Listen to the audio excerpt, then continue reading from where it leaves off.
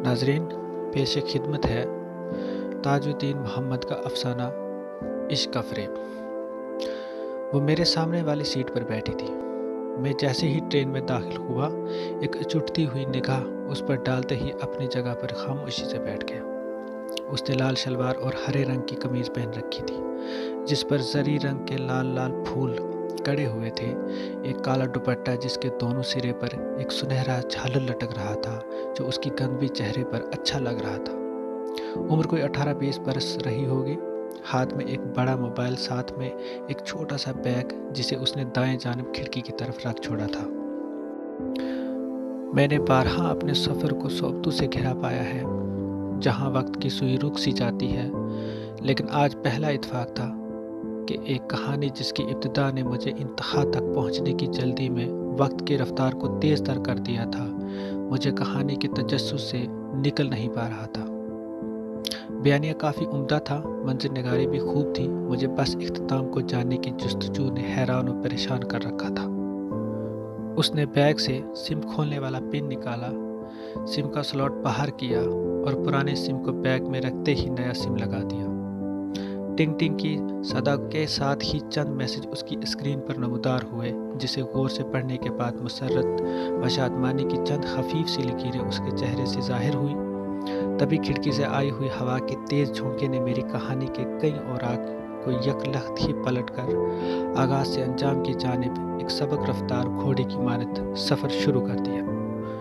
कभी एक लम्हे को चेहरे पर खुशी के आसार नुमाया हो जाते, तो कभी अचानक ही उदासी से चेहरा फीका पड़ जाता था। ज़ाहिरन शरीफ घर की पढ़ी लिखी लड़की मालूम होती थी। शायद वक्त और ज़माने की गर्दिश ने किसी अयार और मकार के दामे फ़रेब में गिरफ्तार कर दिया था। तभी एक हल्के से हिचकोले के साथ ट्रेन चल पड़ी। मैंने बाहर की जानिब निगाह दौड़ाई। ट्रेन आहिस्ता आहिस्ता स्टेशन पर रेंग रही थी। थोड़ी देर बाद बैग से एक कागज़ निकालकर उस पर लिखे नंबर को अपने मोबाइल से डायल करने लगी। कई बार की कोशिश के बाद मायूसी ने शफ़क़ की सुर्खी की मानद फ़िक्र की लाली को उसके गालों पर बिखेर दिया था। मैं अब तक अपनी कहानी के कई औराक पढ़ चुका था, जिसका तजस्सुस इब्न सफ़ी की गंजली कहानियों से मुशाबा था। मैं सफ़र में मुसाफिरों से बातचीत करने के बहाने ढूंढने में बड़ा शौक़ वाक़या हुआ हो। कोई परेशानी तो नहीं? अगर आपको कहीं कॉल करनी है तो मेरा फ़ोन इस्तेमाल कर सकती है। आपने पुराना सिम निकाल कर नया सिम डाल लिया, आखिर ऐसा क्यों? उसने मेरे चेहरे को बागौर देखा और मुस्कुराकर खामोश हो गई। शायद उसे मेरा सवाल पसंद न आया था। मैं भी खुश रहा। उसने दोबारा नंबर लगाया, लेकिन कामयाबी नहीं मिली और अचानक ही उसका चेहरा बुझ सा गया। मैंने अपना मोबाइल उसकी तरफ बढ़ाते हुए कहा, शायद आपके सिम में बैलेंस ना हो, मेरे मोबाइल से बात कर लें। कई बार की कॉल के बाद इधर से डरी सहमी सी आवाज़ ने खैर मकदम किया।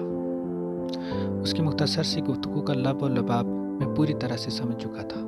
बैलेंस भराने की याद दहानी के साथ फ़ोन कट हो गया। कोई उलझन थी जिसे वो छुपा रही थी। परेशान ना हो, मैं आपके साथ हूँ, उसने शुक्रिया अदा करते ही सर झुका लिया। मैंने पुरअतमाद लहजे में कहा, अगर आप बुरा ना माने तो क्या मैं आपसे एक सवाल पूछ सकता हूँ? वो कहते ही झिझक सी गई। मैंने कहा, शायद आप घर से भागकर किसी के पास जा रही हो। उसने हैरत से मेरी जानिब देखा और ज़ेरे लब मुस्कुराई और शर्म के मारे दुपट्टे को दुरुस्त करते हुए कहने लगी, हाँ ऐसा ही है। मेरी कहानी के चंद औराक को दीमकू ने चाट लिया था और मेरी बोसीदा किताब में ऊपर से नीचे की जानिब एक लकीर खींच डाली थी, जिससे चंद अल्फाज बर्बाद हो गए थे, जिससे जुमले की साख्त को समझने में दुश्वारी पैदा हो रही थी। मैंने किताब बंद कर दी थी। इस्तफसार करने पर उसने कहा, फेसबुक से? ओह फेसबुक? मेरे दिल से एक खूक सी निकली और दर्द से सीना तंग सा हो गया। मैं एक लंबी सर्द आह भरकर खामोश हो गया।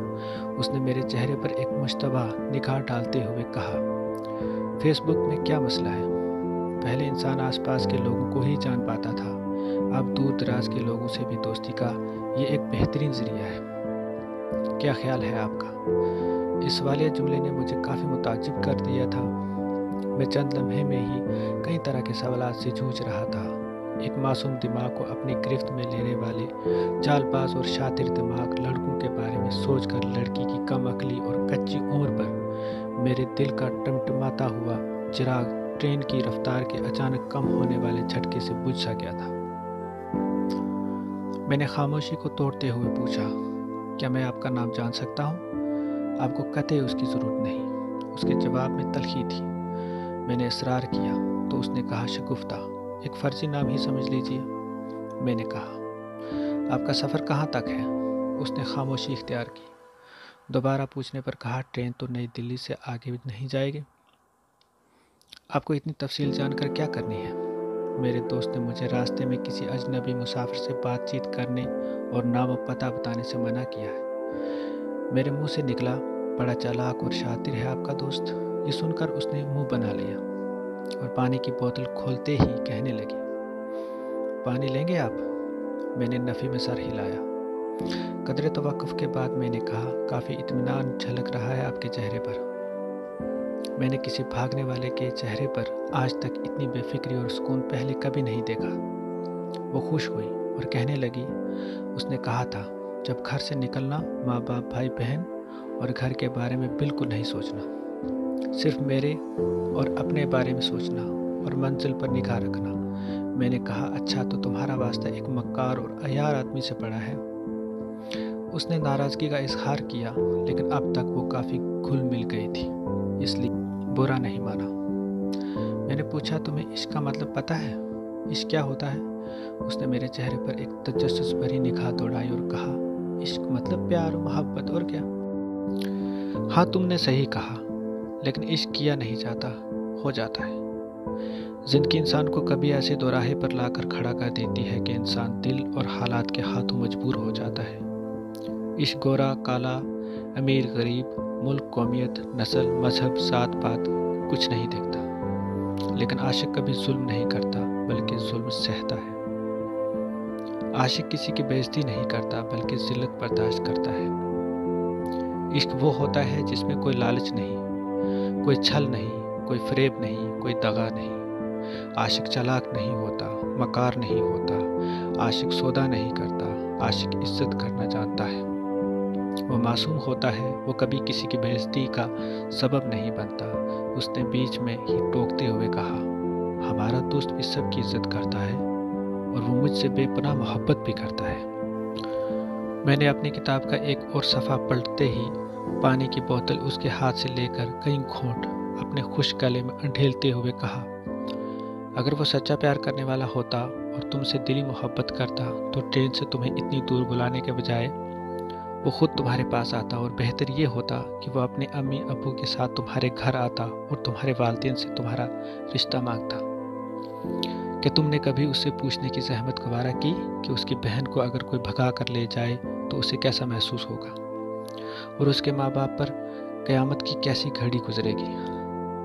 اس نے تو پیار میں کوئی رسک لیا ہی نہیں، سب کچھ تمہارے سر پر ڈال کر خود آزاد ہو گیا، یہاں تک کہ تنے تنہا ایک اکیلی لڑکی کو اتنے مشکلات حالات میں اتنی دور بلایا جس راستے سے تم نہ آشنا ہو۔ یہ کیسا پیار ہے؟ کیا اس میں تمہیں اپنی بے وقوفی نظر نہیں آتی؟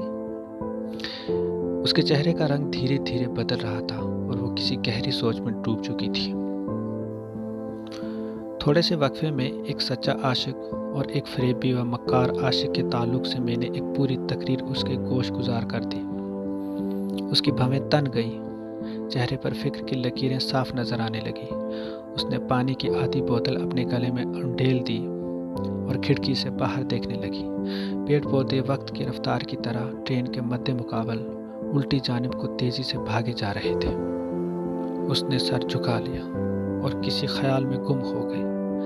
قدرے خاموشی کے بعد اس نے سر کو اوپر اٹھایا، بالوں میں انگلیاں پھیر کر الجھے ہوئے بالوں کو درست کیا اور چوٹی کو ربڑ سے کہیں گرا لگاتے ہوئے کس دیا۔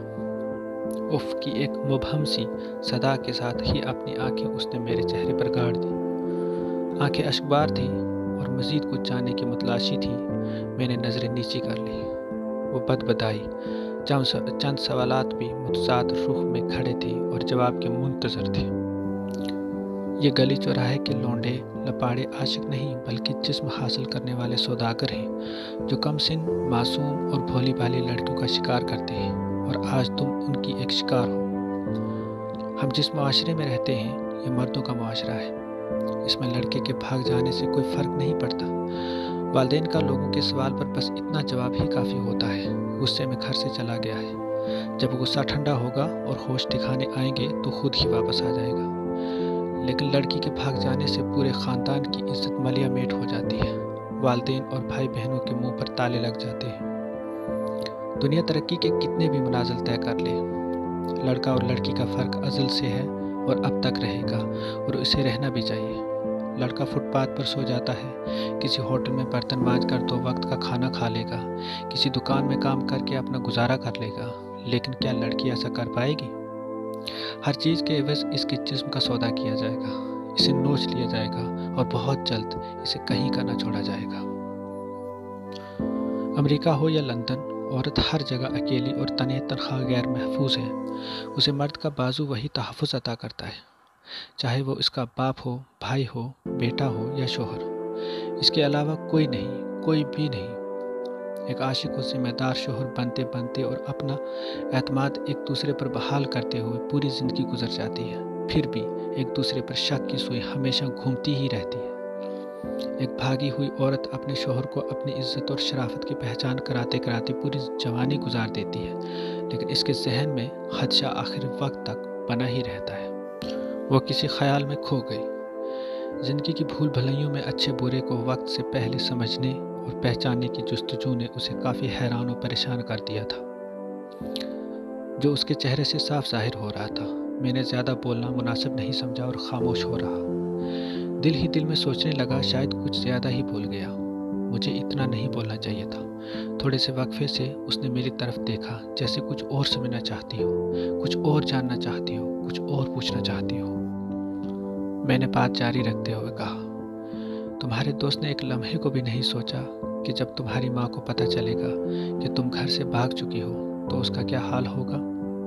وہ تو جیتے جی غیرت سے مر جائے گی، شرمندگی سے زندہ رہتے ہوئے بھی وہ مردہ ہو جائے گی، کئی روز وہ کھانا تک نہیں کھا پائے گی، اس کا وزن چند ہفتوں مہینوں میں گھٹ کر آدھا رہ جائے گا۔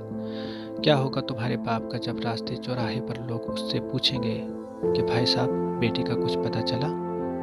کیا ہوگا تمہارے بھائیوں کا جب اس کے دوست اس سے بولیں گے کہ اب تک بہن ملی یا نہیں؟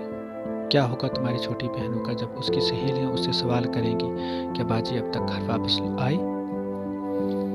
ایک بات یاد رکھنا، عورت اگر بھاگ کر شادی کر لے تو پوری زندگی معاشرہ وہ اسے عزت نہیں دے پائے گا جو وہ چاہتی ہے۔ وہ عمر کے آخری حصے تک بھی سماج میں ایک بھگوڑی کے نام سے ہی یاد کی جاتی ہے۔ اس کے بچے یہاں تک کہ اس کا شوہر بھی تا حیات رشتہ داروں کی تضحیک کا نشانہ بنتے ہیں۔ ٹرین نئی دلی ریلوے اسٹیشن پر لگ چکی تھی۔ میں بہت دنوں بعد دلی آیا تھا۔ اب پہلے کی طرح کچھ بھی نہیں تھا، سب کچھ بدل چکا تھا، اور ساتھ ہی ساتھ شگفتہ بھی بدل چکی تھی۔ اس نے دوبارہ پن نکالا، موبائل کا سلاٹ کھولا، نئی سم کو توڑ کر پھینک دیا اور پرانی سم کو ڈالتے ہی میسج کی بھرمار اسے آبدیدہ کر دیا۔ تبھی ایک رنگ کے ساتھ اس کے پاپا کی کال آئی۔ شگفتہ نے روتے ہوئے کہا، مجھے معاف کر دینا پاپا، میں نئی دلی ریلوے اسٹیشن پر ہوں اور گھر آ رہی ہوں۔ پھر اس کی ماں کی سسکیاں، آہیں و نالے، گریہ و فریاد اور آہ و فغاں جسے میں بے مشکل سن رہا تھا۔ اس نے روتے ہوئے کہا، ممی آپ نے اپنی زندگی میں کوئی نیکی ضرور کی ہوگی کہ ایک ہمدرد اور مہربان بھائی مل گیا جس نے میری سمت درست کر دی ہے، میری غلطیوں کی اصلاح کر دی ہے اور میری لغزش کی نشاندہی کر دی ہے۔ میں ابھی گھر واپس آ رہی ہوں۔ اس نے میرا نمبر لیا اور تصدیق کرنے کے لیے ڈائل کیا۔ میں نے اپنی کتاب کا آخری صفحہ پلٹتے ہی کتاب بند کر دی۔ میری کہانی کا اختتام ہو چکا تھا۔ وہ اپنے جذبات پر قابو نہ رکھ سکی، میرے سینے سے لگ کر زاروں قطار روتے ہوئے الوداع کہتے ہی آگے بڑھ گئی۔ میری شادی میں ضرور آنا، میں فون کروں گی، اور ہاں میری طرح سے مت بدلنا۔ خدا حافظ کے ساتھ ہی وہ اسٹیشن کی دوسری جانب بریلوی جانے والی ٹرین پر سوار ہو گئی۔